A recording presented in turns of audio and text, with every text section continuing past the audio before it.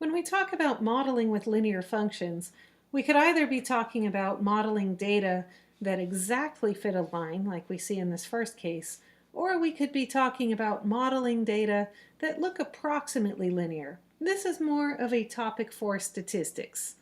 This line here is what we'd call a regression line.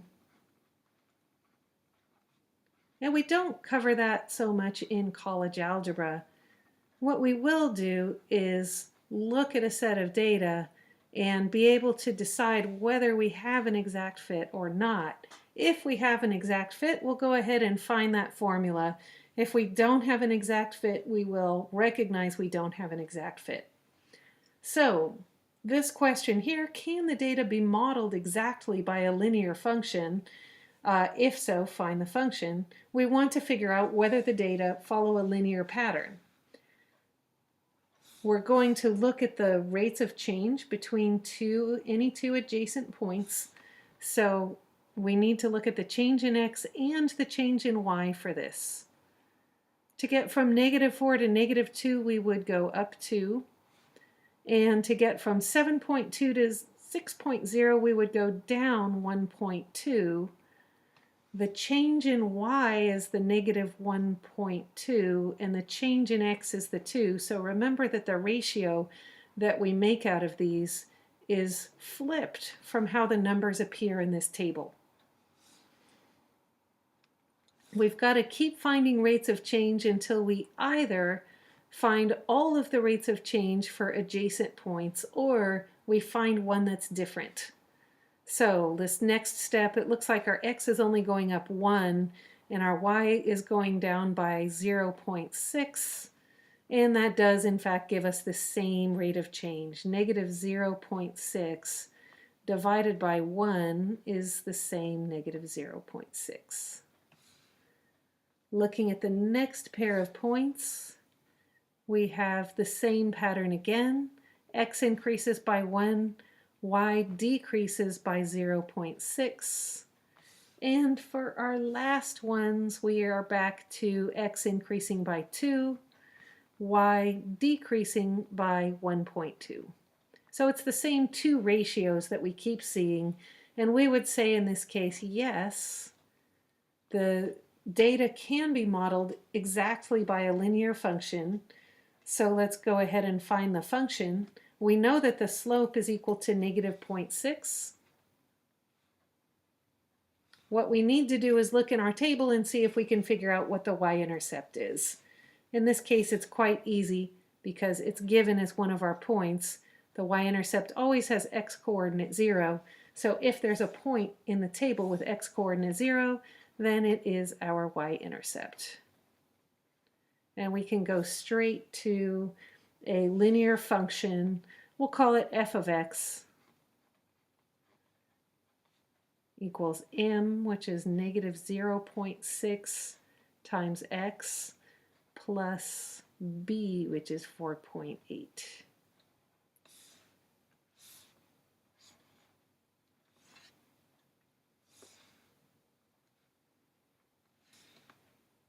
I recommend pausing and trying these next two on your own to see if you can get them correct, and then go ahead and watch my solution of them after you've had a try.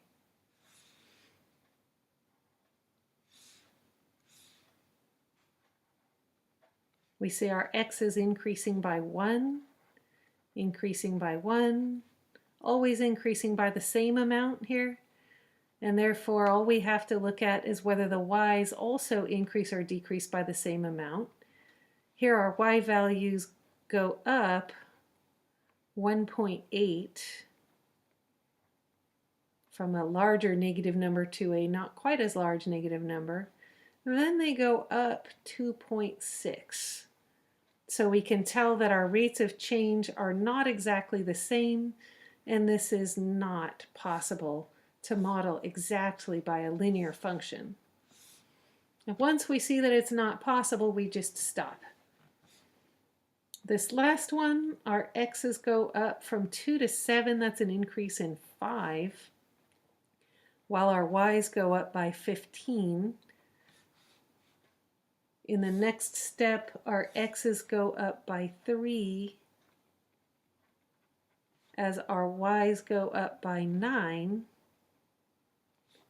And in the last step, our x's increase by 10 while our y's increase by 30. So let's see if these ratios are the same. They certainly look like they could be. 15 divided by 5 is 3. 9 divided by 3 is 3. And 30 divided by 10 is 3. So it does look like this is linear and we have a slope of 3. Now we need to figure out what the y-intercept is, and there's a couple of ways to go from here. We don't have 0 showing up as an x-coordinate of a point, so we can't just take the y-intercept directly from the table in this case. We could try to figure out what it would be based on the slope. So if we were to step backwards 2 from here, right, as we're going in this direction, it's going down 2, then maybe we can figure out what we should be decreasing by here as well. It looks like we should have gone, given that our slope is a positive 3, we should have gone down 3 times 2, right? In order to make this negative 6 over negative 2 come out to be a positive 3. So going down 6 would get us to negative 31. If that kind of thinking works for you and you can go straight to y equals, or let's even say f of x equals, because I think we're talking about linear functions here, we'll say f of x equals 3x minus 31, then that's one way to do it. If not, if that wasn't very clear, let's just use the point slope form of a line. If we use that first point, you'll see some of these same computations just fall out of it. So I'll say y plus 25, because it's y minus a negative 25, equals m, which is 3, times x minus 2. We get 3x minus 6 when we distribute into these parentheses. There's the minus 6 that I found.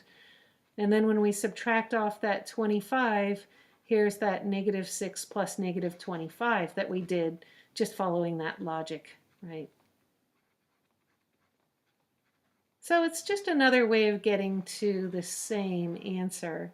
Sometimes you can feel your way through a problem. Sometimes you feel the need to rely on formulas. Hopefully they get you to the same place.